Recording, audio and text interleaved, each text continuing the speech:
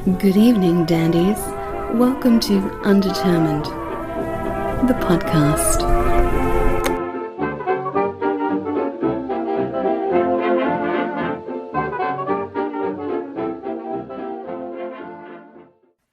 Welcome back. Thanks. It's good to be back. Yeah, it's been a while. Well, not that long. When was it we did our episode? Ooh, November? Yeah. November? I'm sorry, my cat is sneezing behind me. Like, really? Come on. It wouldn't be right if your cat didn't attend. Yeah. Oh, forget it. Nope. It's over. Yeah. Jesus Good Christ. job. Ruined it for everybody with a cat sneeze. He makes an appearance in every class. So, like, on Zoom, he'll just be in the back glaring at me. My students are typing in the chat, like, "Hi, Chonk." Oh, my God. Just like minor celebrity. For those who didn't catch the episode in November, we welcome back to the show Dr. N. Yes. Thanks for coming on. We appreciate you. It's good to have you back as a guest. Yeah. Loved the last episode. Had a great time. Yeah. But we kind of thought this time around, even though we, run the show called Undetermined, of course, so we just kind of freewheel it, to do a little bit of a dive into a story that's, it's perplexed a lot of people for many years, close to 100 years. Yeah. Well, no, it's right at 100 years. It'll be 100 years in, 6 years. 6 years, yeah. It's 94 years now. Wow. 94. Okay, yeah, I did my math a little backwards. But Matt was born and raised in West Plains, Missouri. I was a transplant there when I was about 16 years old or so. Always heard stories about the West Plains dance hall explosion of 1928. Mm-hmm. It was a monster story at the time. Yeah. Making international news. What was the total death toll? 36 people or 37 people? 39. 39, yeah. Yeah, see. My math's all wrong. Okay. Close. I did write that down. Math's all wrong, but yeah. But we thought, kind of your thing has been to do kind of unsolved mystery sort of podcasts, and this has an unsolved mystery element to it as well. It's a pretty interesting story that we kind of grew up with, and we thought it would be fun to do a little bit of a mashup, see what comes out of it. If we all kind of jumped in, maybe do it a little bit more. We'll kind of jump into your realm a little bit more with this. Mm-hmm. Yeah, this was really, I had never heard of this before. Mm-hmm. So when I read about it, I thought, man, this is really strange. And I keep forgetting what time period it was because I thought, man, did they not do a real investigation? Like, what is happening here? And then I realized, they didn't have like any technology Right. that we're used to now almost 100 years later. Mm-hmm. So it's sort of like, it's interesting. Just, I wonder how much more we would know now. Yeah. If we could, use the technology we have. Right. To look into it more. Yeah, that's one big thing that stuck out to me, especially just how backwards forensics must have been at the time. Yeah. So many elements of it. Well, and I'm not surprised in a lot of ways in rural America of them dropping the ball in a lot of elements of the investigation. I was reading the book. I was like, they should have followed up on this or that. And maybe they did. Maybe, the storyline doesn't say. We can get more into that. We should probably talk about more what happened. Yeah. And then we can explore our theories at the end. All right. That seems like a better way. Uh-huh. Let people develop their own theories. Yeah. And since that's your idea, Matt, go right ahead. Give us the background. Am I doing it? I don't know. Yeah. So there was a dance hall explosion. I would have made better notes if I'd have known. There was a dance hall explosion in our hometown of West Plains on April 13th. It was Friday the 13th in 1928. Yes. 39 people, as we referenced earlier, were killed. I think it was it 19 injured? 20. 20. Okay. I guess it depends. Yeah. And then one person, one of them died. later, so it put him up to the death toll, or it was suicide. That's what it was. Mhm. Oh, God. Yeah, there was a suicide later after the accident. Skipping ahead. But it was a big social event in West Plains, and is a small community, population of a little over 3,000 at the time, which is pretty big in that part of that state, especially in the era. And West Plains was a pretty prosperous town, I think, overall for that environment. They were doing pretty well. They had a lot of businesses that were happening. A big, fancy town square, Mhm.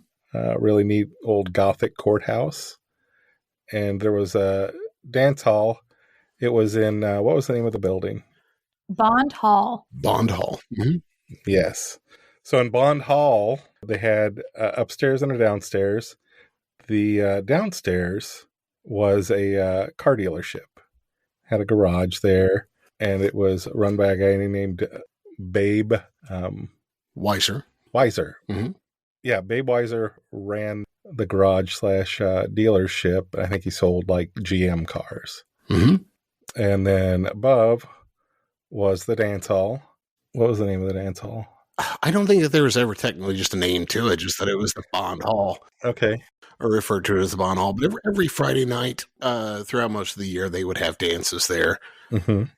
Swing and jazz was, up and coming. That was the kind of music that was being played around the time. A lot of younger folks came, of course, and Mm-hmm. being the Bible Belt, a lot of people, kind of condemned that activity. Right. Dancing was bad. Right. Like a much darker version of Footloose. Right. Especially like the more Pentecostal crowd. I think some of the more mainstream Christians didn't really care that much. Some of them had a little bit of an issue with it, but they didn't really make much fuss over it. Kids are going to be kids, that sort of thing. Right. And it was, I think, too, the thing to keep in mind that it was a big transition in time for things like modern technology. You've got so many people buying automobiles. It was hard for me to fathom looking back at the book at just how many like hotels, Yeah. just different things that are there that they really aren't there now. There's only a couple of hotels even in West Plains, that area today. Like one of them was a 4-story hotel even. Uh-huh. That's huge for that area. So I think in a lot of ways they were trying to incorporate the modern era. They were trying to be more tolerant of some things that were going to, because it was bringing in revenue to the city. Things were changing, things were upgrading. Telephone systems and stuff were really up and coming. And, people were somewhat more tolerant, but still to this day, it is heavily Christian, real Bible Belt area. A lot of Pentecostal churches in the area. In some ways, it almost seems more conservative now. Yeah. Yeah. I'd agree. In some ways it's taken a few steps backward. And I had a thought that maybe the dance hall explosion has something to do with that evolution in that direction. It could, and that is one element of the theories of this, is that, of course, the big mystery is nobody knows what caused the explosion. Mhm. Essentially, they can't pin that down. Right. And for people to understand, like the level of explosion, we're not just talking a fire here. There's a town nearby.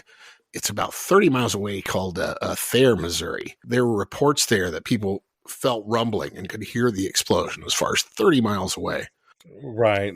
Was it Mountain View or Mountain Grove? Mm-hmm. I think it was Mountain Grove. Yeah. Mountain Groves. Yeah, it's a hike. Yeah. To get to it. So they heard it and felt it that far away. Not a small thing. And it was terrifying. It was a huge, like just, if you look at the pictures, it's just a pit that's left where the building was. It was just obliterated. It blew out every window on the square pretty much. Mm-hmm. Buildings on either side of it were destroyed as well. Through the courthouse off, the courthouse had to basically be condemned not long after that and torn down. Yeah. Which is, a half a block away even. So there were, a couple buildings on either side that just had to be leveled. They were partially leveled by the explosion itself. But, there's a lot of questions as to what could have caused that. just the extent of that. Some people suspected a gas leak. Some people suspected, some people suspected that it was intentional. Act of insurance fraud or terrorism, or both. Yeah. That's a basic rundown of it. I guess we can get into more specifics. Dr. Ann, did you find anything else that stood out to you? Yeah, the sheer force that you would need for that kind of explosion and damage and that far-reaching was what really caught my attention. And just the way that it was described everywhere was just like immediate, just like obliteration. Yeah. Just blew the roof off. That's some pretty serious shit. Yeah. Like, I just don't, it's like when you talk about arson. Right. I mean, like, were people making bombs down there? I bet. Who knows? You think of like C4 serious. And I just don't know, because there's arson thrown around, accidents are thrown around. I mean, there was like that garage, right? And I'm sure that maybe there could have been an explosion caused by, chemical reactions can cause explosions. And there was probably a lot of unregulated chemicals and, oh yeah, the storage of them probably wasn't really regulated or known. So, I'm not really sure what's going on down there. Right. But I don't, how much would you have to get that kind of reaction? Yeah.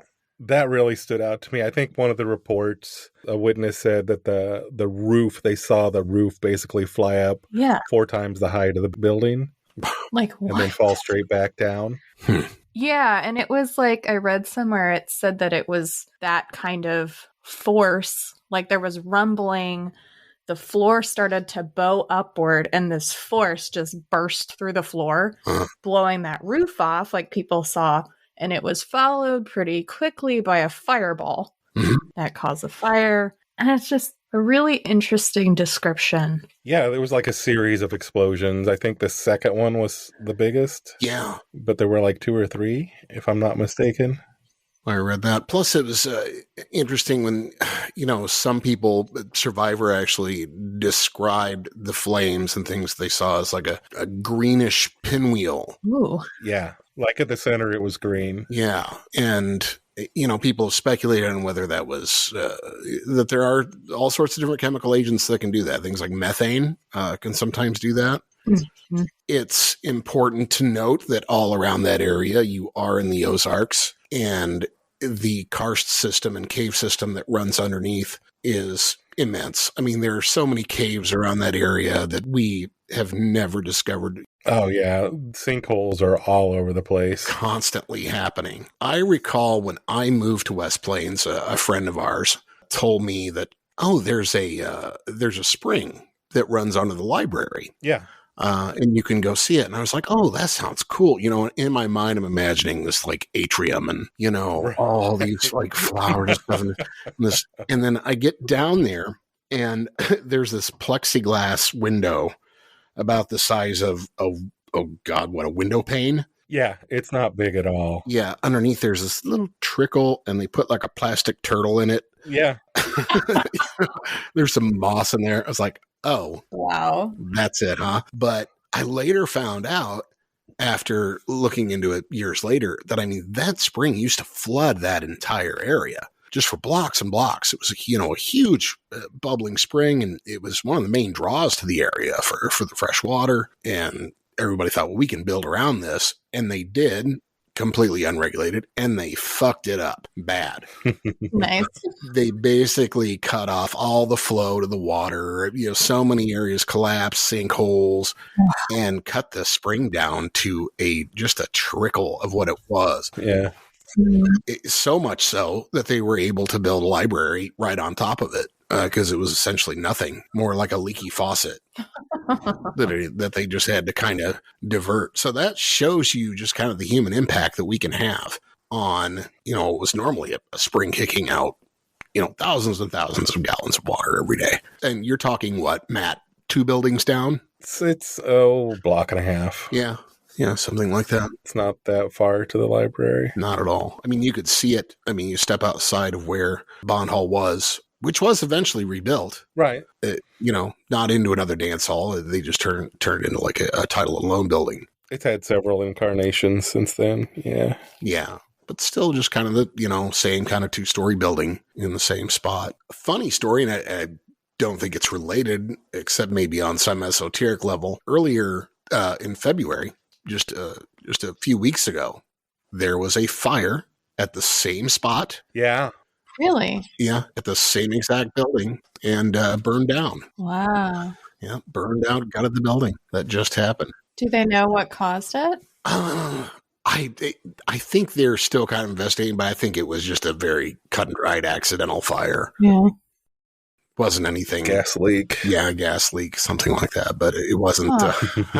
I don't know. It wasn't anything significant other than the fact that they were able to note, hey, this is the same spot 100 years ago the dance hall explosion occurred on. So no major explosion or blowing the building off its foundation or anything like that. Thank goodness.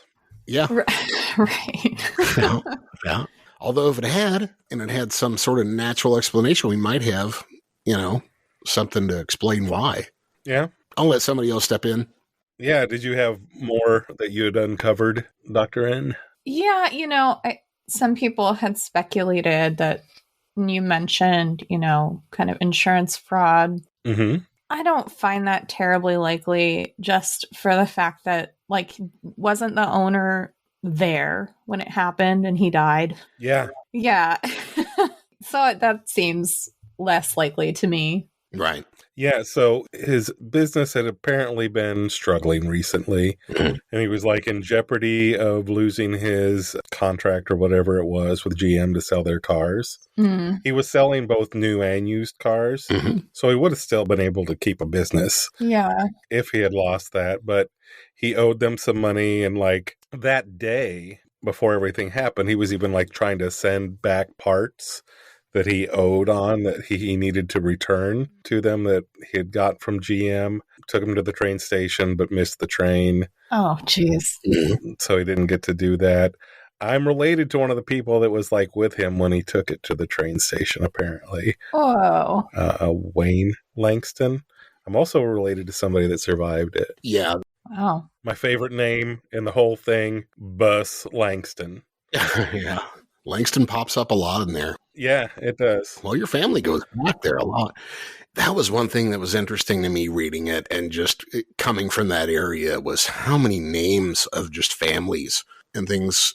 I guess 100 years ago isn't that long into the past, but how many names I recognized of people who are still there in the community, and just how much more real that made it feel. It's oh, yeah, I know a relative of them. I know a relative of them. And, Langston appears there all over the place. Yeah. Another thing about Babe Weiser, Joseph, I think was his name. Yeah. But I guess that day, and one of the biggest things that gave a lot of rise to suspecting him was he also, with all those cars, he had something like 16, 17 cars in his inventory. Mm-hmm. That day he started moving all of those cars into that garage. Really? Uncharacteristically, I guess, typically every day, as a lot of people did back then, they came home for lunch. His wife would make him lunch. He didn't come home for lunch that day. He was really busy packing that thing just full of all of his inventory. And, but like you mentioned, he missed the train to unload a lot of them. Mm-hmm. I think that part of that was just trying to find a place to put them. But the other thing that Matt talked to me about earlier today is he was, and it's mentioned in the book, he was grossly uninsured. Right. For the situation.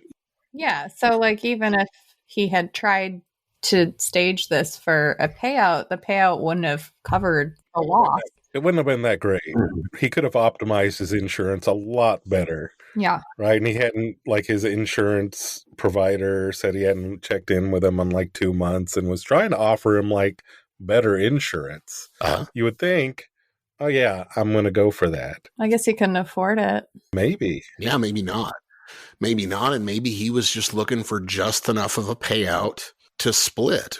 And here's the thing too. A lot of minutia And a lot of things like these details, they explode when you put them, no pun intended, but when you put them under a microscope, and somebody's really a suspect in something, it's like, aha, all of a sudden things that can be very mundane just all of a sudden become suspicious. Right. And there was a young lady, I guess, last name Lee. I can't remember her first name, but she had a liking for the guy. He was married. He had kids. Mm-hmm. He always swore that, his relationship with her was purely platonic. She kind of made it known around town that she liked him, and what's wrong with liking a guy? Right. Was flirtatious with him, things like that. So, he was suspect in that regard because he was also a minister. Was he a minister? Yeah. Yep. Huh. Yep. He was a Pentecostal minister. Wow. So, that made him suspect with any woman he would talk to as a married man in that area. But was trying to sell her a car, I guess, that she couldn't afford. And supposedly her brother was going to help her pay for it. Uh-huh. Yep. And it was like, her boss was like, I don't know that she's really got the money to buy a car. Yeah. And was telling her, go lighten up on the married guy, and telling Weiser, you might want to, be a little bit careful with this one. Right. Because everybody's like, yeah, we know she likes you, dude. He's like, what? I'm just trying to sell her car. And, it's a likely story. I used to sell cars in the past. I've run into all sorts of customers, and I know that's one of them. Yeah. The person absolutely cannot afford what they're looking at, but they love to just come back over and over again to go test drive the Corvette. And you're like, here comes Miss Jones again, wanting to test drive the Corvette. We've checked her awful credit and know she makes nothing. So, that happens. So I'm not surprised. And the tradition is, hey, you got to treat everybody like you never know what's going to happen. You never know who could step in. Right. Oh, my roommate and I in college, we totally scammed for test drives all the time. That was fun. Mm-hmm. Like, we would go in and be like, oh, my dad's a doctor and I'm getting ready to graduate. He said I could get a car for graduation and I'm just checking stuff out. Mm. And they're, oh, okay, well, let's go for a ride in this. We weren't going to get anything. We just wanted to take a test drive. Yeah. Because what else are you going to do when you're a broke college kid with nothing to do? Oh, my gosh. The funny thing is, too, as salesmen, you think you've got them fooled. You don't. We saw it all the time. But, the thing is, you never knew if, like that kid who was screwing around had a dad who was going to be in the market for a new pickup next month and maybe mentioned at the dinner table, you should go see this guy over at such and such Chevrolet. And, networking, it's you put up with all of them. But going back to the point, there was this possibility that maybe he was sweet on that girl as well. He might have wanted to run off with her. Maybe might not have needed that much insurance just to break away. Who knows, man? But I agree. I think if he was really going to plot this out, he could have done it a lot better. Oh, yeah. Especially like not dying. Yeah. Yeah. Not killing yourself, not killing 39 other people. Maybe do it when it's not full. Right. Yeah, I mean, they could have easily held off. Well, let's wait till Saturday. Right. When no one's here. Mm-hmm. Unless, there's also this theory of this heinous idea that he was punishing the sinners. Oh, jeez. Yeah, you would have, my God, what kind of monster this man would have to be. Right. To think that, hey, I can get a double whammy. I can score the insurance off of this and simultaneously, kill a bunch of heathens. Right. There's so many sins in that. Yeah. But from the account, nobody said he was that kind of person. They didn't seem like he was like a mean, spirited person. He was pretty jovial and friendly with people, and it didn't match the personality they knew of him. Then BTK was like that too, so who knows? Right. Yeah. But there were a lot of eyewitnesses that just kind of described his behavior for the day. Most people said he was his normal, affable self. There was an account or two that said he seemed off, like distracted. Uh-huh. I'm sure he was stressed out about the situation. Right. Sure. But he'd also been saying, like, he'd told his wife that things are getting better, the business. He'd told other people, and the banker, the bank verified it. They were like, he was in a little bit of trouble, but he was pulling out of it. Huh. Right? He just needed like a sale or two, and he would have probably been okay. Yeah. And that's the same thing about his idea of looking at these as a bunch of sinners, the kids that were theirs. He was known to speak out against dancing, thought it was wrong, thought it was sinful. But everybody that he talked to also said that his attitude was kind of like, yeah, well, what are you going to do though? Right. He wasn't like over the top, never mentioned anything like it, somebody ought to get rid of that dance hall. Or he didn't rail against it or anything like that. He just, it was against his personal belief. Right. And then there was a thing where I didn't understand this. And there were a couple of things that I didn't quite get. But he kept like a gas tank in his building. I think like a 50-gallon tank that he had just recently rented from a Standard Oil station, I think. Yeah. Yep. That was like across the street. All right. So he had recently got that. He had mentioned that he had one before, but a former employee had stolen gas from him. But that day, he still like filled his car up with gas, and then he borrowed a gas can, just a regular gas can to take with him. And they said that he did that pretty routinely and had like 5 gallons of gas put in that. But I didn't understand, well, if you've got like your own gas back at your business, why would you need it? That didn't make sense to me. Yeah. I don't know though, man. Running a car dealership, I mean, gas is something you need for that, for sure. Right. Another thing they found was that particular tank was intact. Yeah. Really? Yeah. That blows my mind, how there could have been that big of an explosion. And they were like, yeah. Like, wouldn't that be the thing that would explode? Right. You would think so. It'd be like having a grenade in the middle of a dynamite pile. Right. Even if it was empty, that it would be intact is just staggering. Yeah. That anything would be intact. Right. Right. Like, it was so crazy. Like, every watch was stopped at the same time, except for like there was one watch they found that was still running. Mm-hmm. Everybody else's watch stopped at the same time. Mm-hmm. Oh, that always creeps me out when that happens. Yeah. Yeah. Forensically, that's how they figured out exactly what time it was that it occurred. Yeah. Then he had like some interactions with a couple of mystery people that the locals didn't really know who they were or what was going on with it.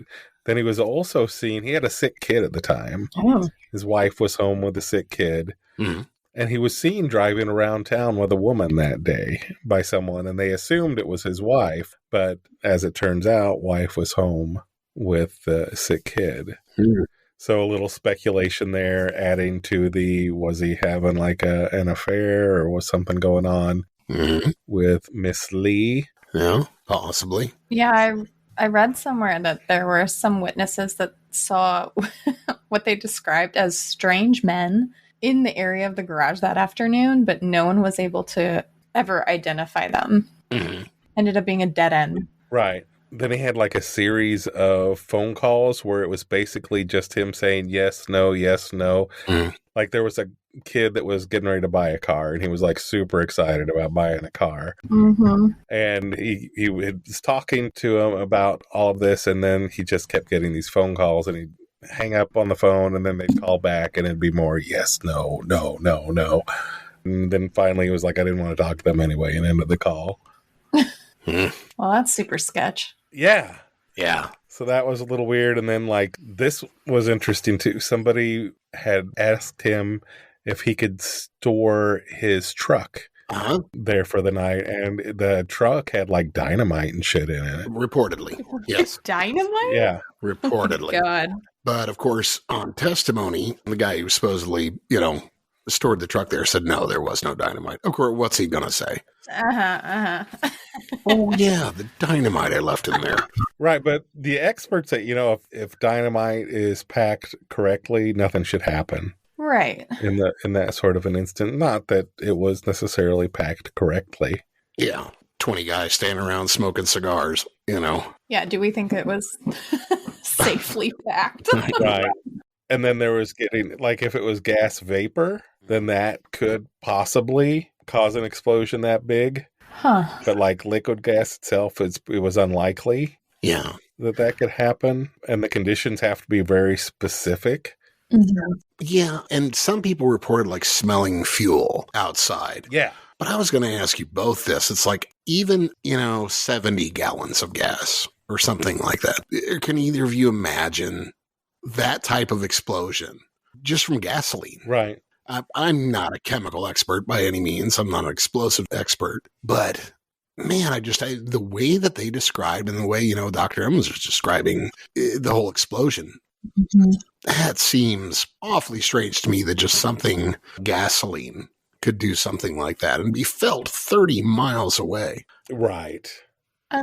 Yeah, unless, and I mean, cars back then Yeah. were sort of like moving death traps in a way. Like they were very dangerous. Sure. And I can see where if there was something wrong with one of them and it built up enough pressure, possibly. I mean, it doesn't take a lot, to spark an explosion. I mean, friction, a small fire, or whatever. So if there was built up pressure somewhere, and then, you put it in the right context of, having this starter friction or whatever it was that normally wouldn't have caused an issue, but given the conditions, enough pressure could possibly end up in that. I mean, we're talking like a lot. Right. Though.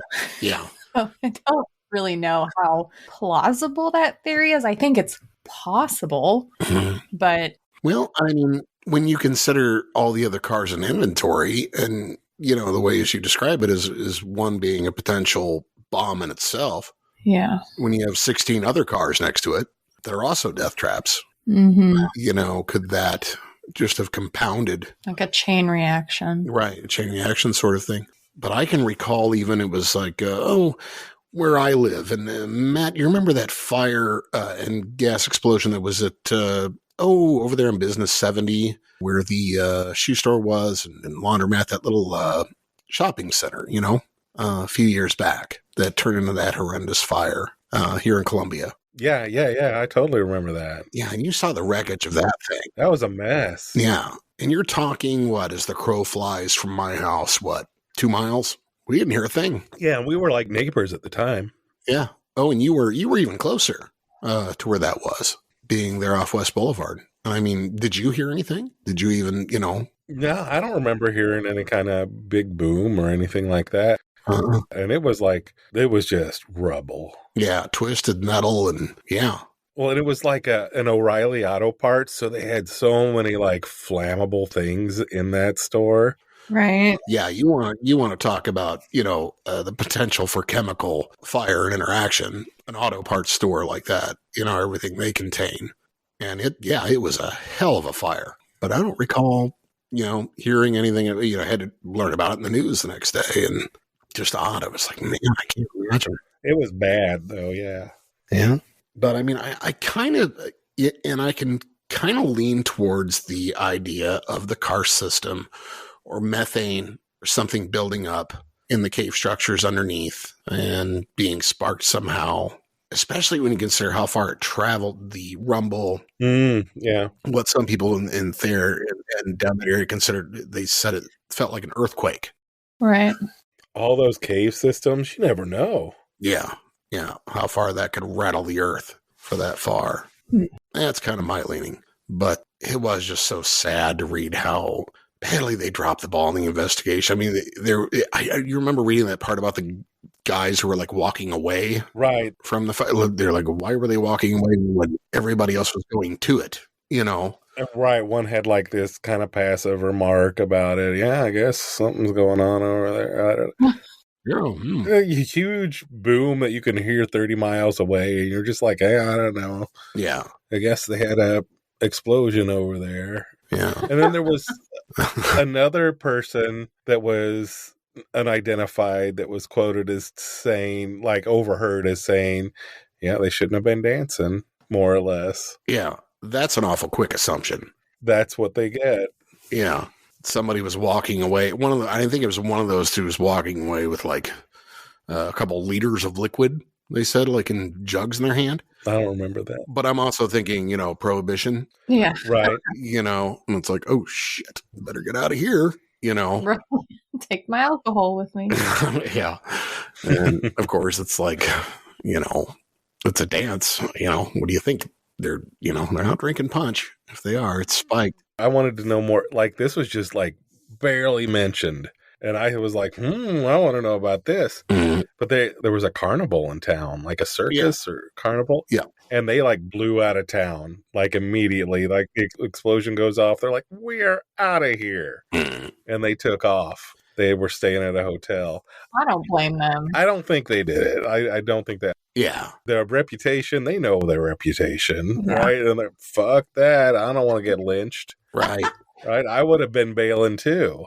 Absolutely. Well, and especially since there were so many people in the community who did point to them and said, it must have been those damn carnies. You know, we could hear them and talking, and they were partying around the square and using colorful language and this and that, you know. So there were a lot of people who suspected them anyway. So I'm sure they just felt the wind blowing that way and were like, shit, we better get as far away from this as we can. And, you know, it's also typical. It's just one of the things that bugs me about, well, and I still think any unsavory character, the usual suspects that they can point to, they certainly did. And they could have dropped the ball on being something huge connected to somebody who's well-connected or wealthier, but it's no, blame the carnies. Yeah. Yeah. There's also his wife also believed basically to her dying day that he was shot in the head. Really? And the autopsy said that his head, there was an injury to it. Huh. But I don't think it was really clear. Mm-hmm. So they had, after all this, they had like a massive funeral, and they had to bury a lot of the bodies that couldn't be identified together. There was one body that was identified that they buried with them because I think it was her fiance or husband, I can't remember, something like that, was one of the unidentified. So they went ahead and buried her with him. But everybody else was like unidentified. There was like a bunch of people that were unidentified that they all just buried them all together because how else are you going to do it? Oh. I remember one of the stories too that really stuck out to me, and it was like there was some sort of like pastors convention that was going on. Like these pastors were meeting up, and a couple of them were kind of out on a balcony just talking from a hotel, I think, one of the hotels that was nearby. And the explosion happened, and what he described was seeing a young couple in a tree. And the girl had basically, they were bleeding and her clothes were more or less blown off. And the guy was trying to like take his coat off to cover her. And then there was like the second bigger explosion that just, they were like blown into a tree and, Jeez. bloodied up. It sounded just fucking awful. And there was a kid that basically all his clothes were burned off. That went running away. He lived like a few blocks away. He ran home. He was very disoriented and freaked out, as you would be. Yeah. The last song playing, that they decided it was time for them to take a break at 11, and everybody convinced the band to just play one more song before the break. And the song that they played was a old-timey tune. It was called At Sundown. At Sundown. Yeah. They said, had they not played that, well, from what I remember, I thought it was that they were wrapping up and they were like, just one more, an encore. And had they not played that encore, they think that it would have cleared out by then, or at least most. What I remember reading was that it was an intermission because there was a kid that was waiting for his friend to let him in because they relaxed the rules after the intermission. Oh, I see. So this kid was one of the witnesses, and it was he was like sitting in the stairwell, waiting to get in. Wow. Good thing he didn't get in. He survived it. And then Bus, my relative who was in it, was working like the coat check. And he just took like a brief break just minutes before it happened to go talk to a friend, and somebody else covered for him doing the coat check. Oh, God. He stepped away and he survived it. So that's pretty amazing. He lived he died in 1996. Wow. Wow. So He made it a long time after that. How was he related to you? Was he, what? I don't really quite understand all of that. The Langstons are breeders, so there's like several generations of distance there, I'm sure. Yeah. Between me and him, so I didn't really know him. Yeah. But I know like the Langston family goes back to that area to like 1850s. Wow. So they're like one of the original, like Josiah Howe, who Howe County is named after, bought land from my great grandfather. Oh, wow. I think. Interesting. Yep. So since we brought the expert on and then, decided to tell the whole story, anything else stand out to you? Because that's what we were interested in, mainly it was just kind of an outsider's perspective. I think we may have glossed over because we're too close to it, Yeah, I'm just, really bummed that there wasn't a real arson investigation, and it was probably way too soon for, most of that to happen efficiently. These days, they would probably be able to pretty easily find the source, right, of whatever caused the explosion. If it was a fire or some starter or whatever, they would have been able to find the origin. Yeah, I would hope so, and that would have been pretty interesting. Yeah. So what I didn't finish was hours after like the big funeral, which like apparently like thousands of people showed up for. Yeah. They had him exhumed. Yep. Buried Weiser and basically dug him right up as soon as everybody left to do and they found some odd things about the body. Like some burn marks that seemed sketchy. Yeah. Yeah. That caused like bright pink or bright red skin that isn't normally associated. They attributed him to acid burns is what they said. Or what the coroner at the time. And that's the big thing about the investigation, quote unquote, is it was all just done by a coroner and a coroner committee. Oh, yeah. Well, and at the time there was no, sort of federal unit that did anything like that or, or even the local police. All they would have done is just like question people or, they would have just relied on what they could find out from autopsy. Yeah. They were like 60, 70 years out from like forensic investigation. Yeah. But I remember too, like talking about how different it is. I can remember this article on 9/11 and seeing these photos of just pieces of the wreckage in warehouses that were just like every bolt, every nut, every little thing that they could find just labeled and numbered and photographed from multiple angles. I mean, just the files on that must have been incredible. Yeah. Nothing like that, So many people just saying, let it be, is what it is. And it's like, well, we don't know what it is. Yeah.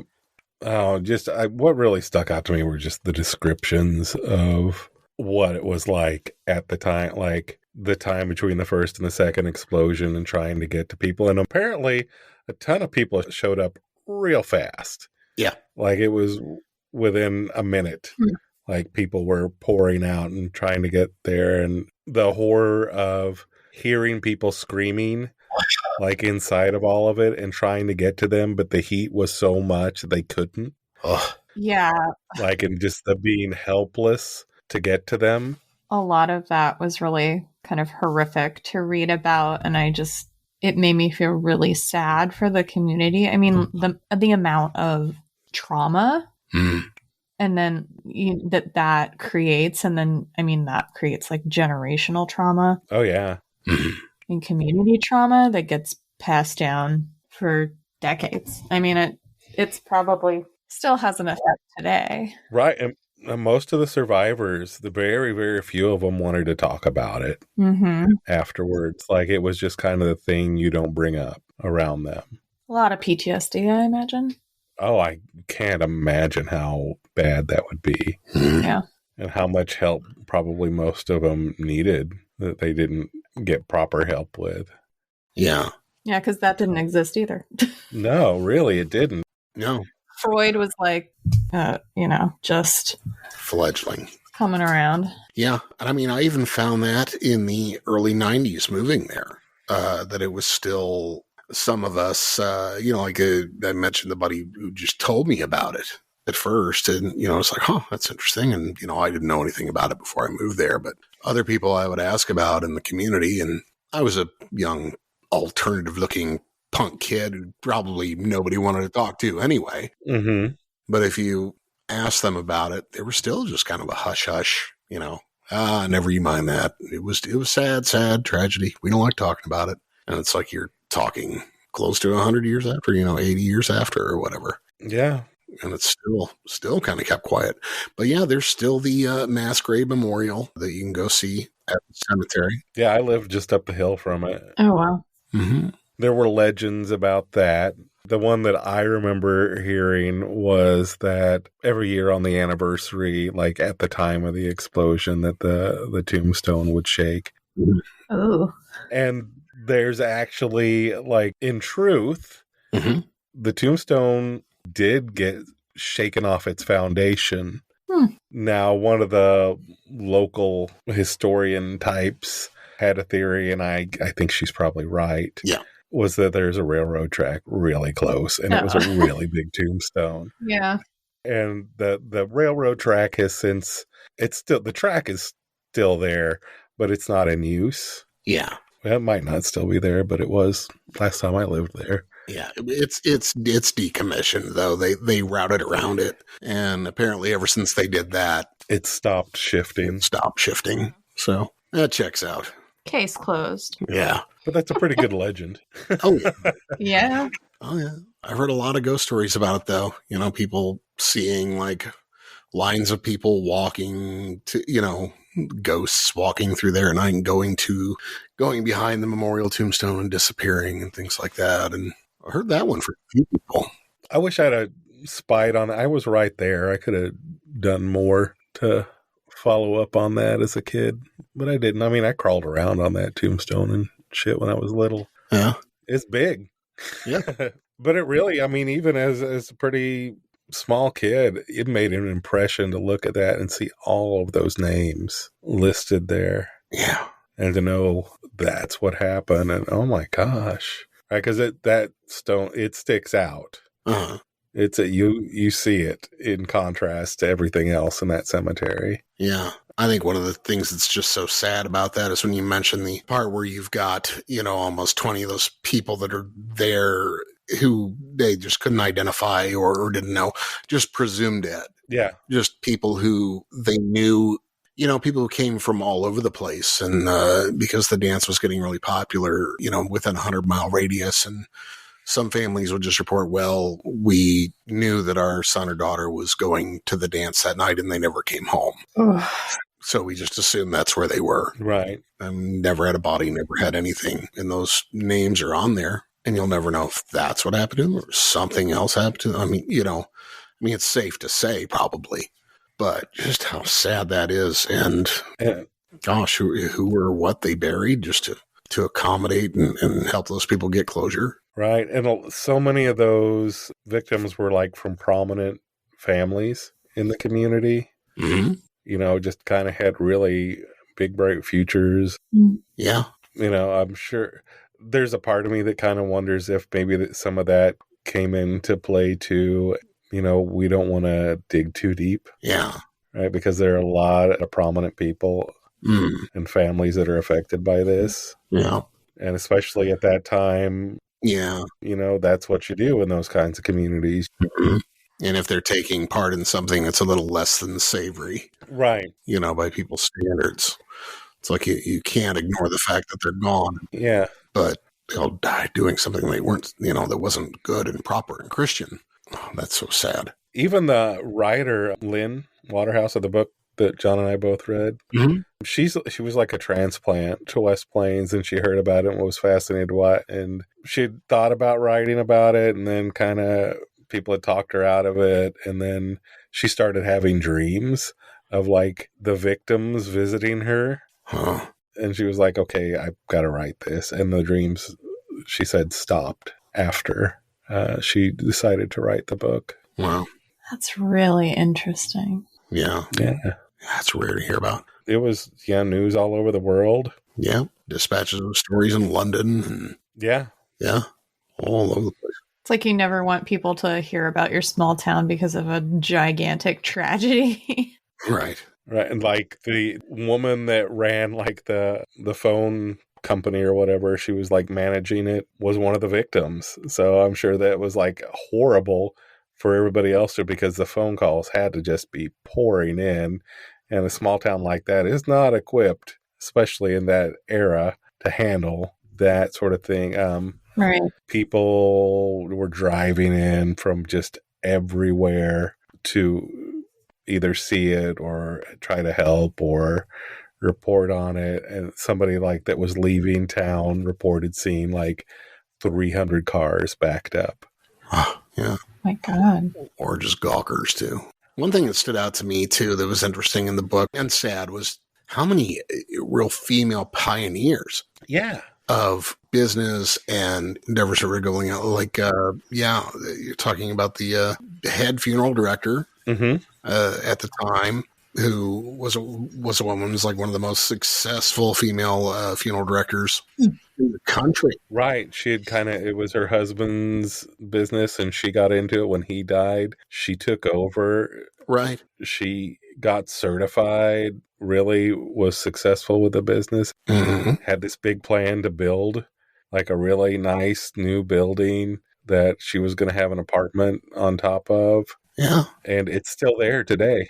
Oh, wow. Yeah, there were 2 or 3 other female pioneers of business and things that were really up and coming in that area. It could have been a big rush on the road towards early feminism. Yeah. Were just tragically all killed there. But yeah, the funeral home now is Robertson Dragon. That's still today. Like that's the one. I've been to more funerals there than anywhere else in my life. Oh, yeah. By far. And it's on Langston Street. It is. Little side note there. But I just think, it's real unfortunate. I mean, just like Dr. N said, we were so far behind on, gosh, if it would have just happened 70 years later, 60, 70 years later. Yeah. Could have figured out so much. I think some of it's just lost to the ages. Yeah. Crazy story. Yeah. Just, all the personalities involved and the people that had the near misses and the people that like almost didn't go and then decided to go at the last minute, and the ones that have, I can't go because my brother's sick or whatever. May they rest in peace. Yeah. And I hope, if anything, this was informative to some people and some of our friends and fans who listen in down there. And I found the book really interesting. I still find the case very interesting and always will be to me. Yeah, I'm more interested now than I was before I really did the deep dive into it. Yeah, even living there. So, Dr. N, what else is going on in your world aside from this case that we just swamped? Yeah, well, I did get into that graduate program. Oh, good. Yay. That I applied to. Excellent. Yeah, I found out in December. Oh, congratulations. Yeah. Thank you. I'm definitely going to move there, do that. Uh-huh. My divorce gets finalized next Friday. Wow. Finally. Congratulations. After much ado. Oh, yes. Okay. Congratulations. Right. Congratulations. After much ado, it's finally happening. Well, good. Thank God. Glad you can close that chapter. Yeah. Yeah, that's sort of taken up a lot of my brain space. I can imagine. Yeah. And I've had some other developments that I will probably say off the recording. Just don't go to a dance hall to celebrate. Yeah. Yeah. Not if there's a Friday the 13th coming up anyway. Yeah. I don't know when our next one of those is. I don't know either. Ooh, I always like to keep track of those. May 13th. May. That's not far. No. It's the next Friday the 13th. Get ready. Yeah. I'm not super superstitious in that way, but I enjoy Friday the 13th. I like watching other people freak out. It's kind of like when everybody's running around, during a full moon acting just absurd. Right. And then like explaining their behavior like Mercury's in retrograde. Yeah, I And I'm love like, that one. you know, that's not exactly how that works, right? Do you understand planetary orbit? Right. And it's not actually going backwards. It just looks backwards because of where we are in relationship to, okay. And it, that just kind of goes over people's heads. And I'm like, I mean, if it makes you feel better, Yeah. go for it.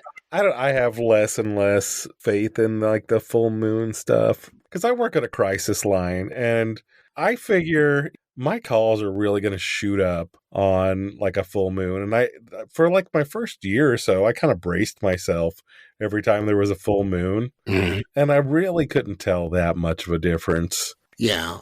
Yeah. Yeah. I've heard things like, nurses and doctors at ERs just swear by it. I don't know. Maybe. Is it that, or is it that you're just noticing Yeah. that, it's a full moon now and it's, yeah. Right. I can look and see, okay, I logged the same number of calls this night as I did that other night, Yeah. Now that we live in a data age and we can look at those things, you'd think it'd squash it, but it doesn't. No. I love that astrology aspect. It's like, I really don't think planets millions of miles away from us are having that big of an effect. Oh, but the moon can affect the tides and can, yeah. It's like, yeah, that's kind of how it works. Yeah, kind of. That's its purpose. Right. Gravity. Right. But is Neptune making me feel bloated right now? I don't think that's anything you do. It might be. Probably that Chipotle. It's just like that external locus of control that people find something that they have no control over to blame something on. So there's no like quick fix. Right. It's, you can't give me advice to fix it because you can't control planetary orbit. And it's like, well, no, I can't. Right. No. But we do. Yeah. They just have something to blame things on. Yeah. We've gotten really kind of creepy with it, in my opinion. Yeah. But the thing is, I still do shit like if I spill salt, I'll throw it over my shoulder. Right. I still do things like that. Oh, yeah. That are just like, wouldn't go out of my way to walk under a ladder. Oh, Doctor, you may know something about that. There was a society that I heard about on another podcast. I want to say it was in the early 1800s. Where it was this group of like magical thinkers or whatever who they would hold these parties where they like did everything to defy all those superstitious beliefs. Like, they do things like, spill salt and walk under ladders and have black cats like running around the room. And I need to look up what that was. That sounds amazing. I want to go. Yeah.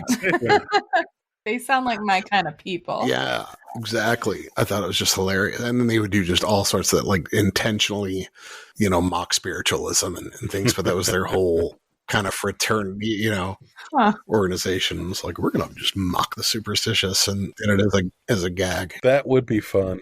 Love it. Yeah, kind of like the opposite of the Bohemian Grove or something. Yeah. So I think we should have our own. We should just start our own. When all of this clears up, Oh yeah. let's have a party. See, you're already out of the club. Bring all the black cats, please. And we will do it in a dance hall because we're going to buck superstition. Yep. On Friday the 13th. Right. On Friday the 13th. It has to be, yeah. They're all invited. We'll name it Bond Hall. It's like, I can remember like the president of the club or something naming, his boat after it was like pre-Titanic, but like naming it some ship that had wrecked. Right. You would do like all these things just to defy magical thinking. And well, yeah, from what I heard, nothing ever happened to them. Other than shit that happens all the time to all of us, which is awful. Yeah, I think everybody has their superstitions. Sure. I'd be a hypocrite if I didn't say I don't make sure I'm wearing the right jersey when my team's playing, Right. Right. Oh, I've got to eat a nacho right at this quarter, right this minute. Yep. That's what I did last time. Yep. This year, the Chiefs were close. Yeah. They were really close. And from the beginning, like the first game of the year, it was like close game. And I'm like, really nervous. And I start like cleaning around me just because I'm nervous. Mm-hmm. Then I felt like I had to be cleaning like the entire season. I felt like I had to just be cleaning. Yeah. While the game was on. If I wasn't cleaning, it was going to screw up the whole thing. I can recall that about the Cubs in the World Series. Well, you were here. Yeah. And it was like I remember a couple of times when they were down, and it was like, okay, if I leave and I go outside, they're going to score. Because I always miss the home run. Oh. So it's like if they're down, it's like I'm going to go outside until they score again. Didn't work. Yeah. But they did win. So. During the World Series, because my team won, my best friend she loves baseball. So she was very excited. And I was like, oh, I'm going to watch because like I'm from Atlanta and, go Braves. Mm-hmm. Like, yay, sports ball. Woo. I can't say that I'm like loyal, but like I'll watch if they make it far because they've been like not a great team for a long time. Right. Like I was young the last time they won in the 90s. My dad and my brother were actually at the game. Oh, wow. The winning game, which is kind of cool. Wow, that's cool. Yeah. Yeah, I think my brother was like 10 or something. And I used to sing at the Braves game, like regular home games, like with my choir. We sang the national anthem and stuff. Oh, cool. Like I watched baseball for a while, but I decided to start watching, at the very last minute. Right. And so my friend, she was like, are you watching? What are you doing? And I was like, I'm literally sitting on my couch. Yeah. And they like won one game and then they lost the next game. And she was like, you did something different. And I was like, I literally didn't. She's like, you need to do the same thing you were doing the other night. And I was like, I don't, what does this mean? Yeah. She just had her things. And I was like, look, they won because they're good, not because I sat on the couch in a specific way. Right. It's your fault. Right. It is. It's like Silver Linings Playbook. Have you seen that? Yes. Yeah. Like the Robert De Niro character. Yeah. I remember reading an Onion article or something like that. It's like, Cubs, and that was when the Cubs won. Well, I'm a Cubs fan, so that tells you anything about when the last time we won was. But it was like Cubs win World Series because Dan switched hats. Right. We all owe Dan. Or like that just thanks to Jesus for, blessing me through the game and whatever, Right. all praise to. I remember a comedian, this was years ago, that just had a bit about it. And my favorite line was, yeah, things were going great till Jesus made me fumble. Right. It's like you never blame him, but you always thank him. Like, Yep. What comedian was that talking about rappers and thanking God and thanking Jesus on stage? It's like, I'd like to thank the Lord Jesus Christ for helping me write the song "Busting Motherfuckers with an AK." Like, yeah. Kiss the fingers, point up. Yeah. Right. Double tap, Chuck. You all ready to wrap? Sure. yeah. Well, it's been fun. It has been fun. Thank you, everybody, for listening to Undetermined the podcast, a special episode about the 1928 dance hall explosion in West Plains, Missouri. I hope you enjoyed it. Special guest, Dr. N. We love having on. Yes. Yeah. Thanks for having me. We want to keep this a semi-regular thing. I think this is fun. Yeah. Hell yeah. Next time we'll have you tell us about a case instead of us just talking at you about it the whole time. Sorry. Oh yeah. I can be the one who knows all the things. That would probably be better. Debatable. We'll see. All right. Thanks, everybody. Have a great weekend, whenever you're tuning in. We appreciate you. Like, love, share, all that business. Mm-hmm. Have a good night. Bye-bye. Bye.